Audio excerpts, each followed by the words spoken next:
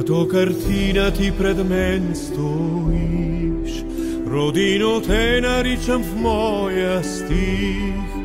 Дали ще мога силни думи да намеря, да те нарисувам аз? Дали ще мога цветовете да намеря, да те нарисувам аз?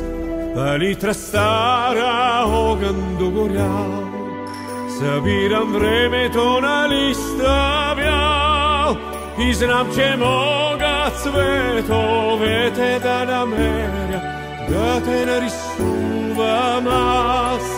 И знам, че мога цветовете да намеря, да те нарисувам аз.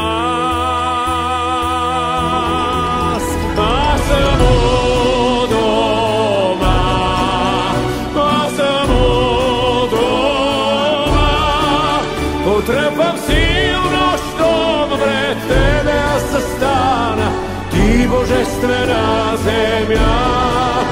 Знам, че мога цветовете да намеря, да те нарисувам аз.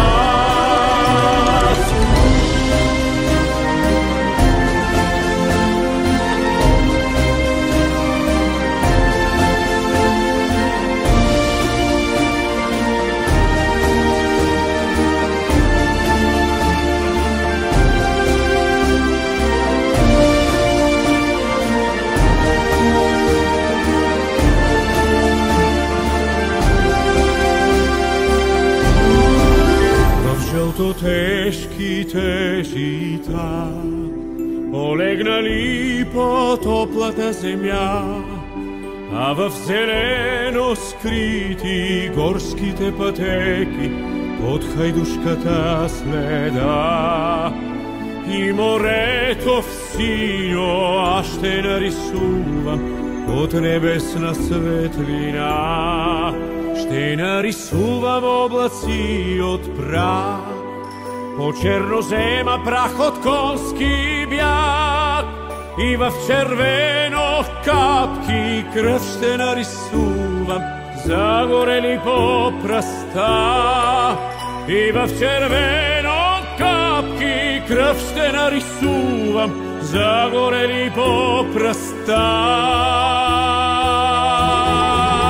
Аз съм у дома, аз съм у дома, потръпвам силно, щом пред тебе аз застана, ти божествена земя.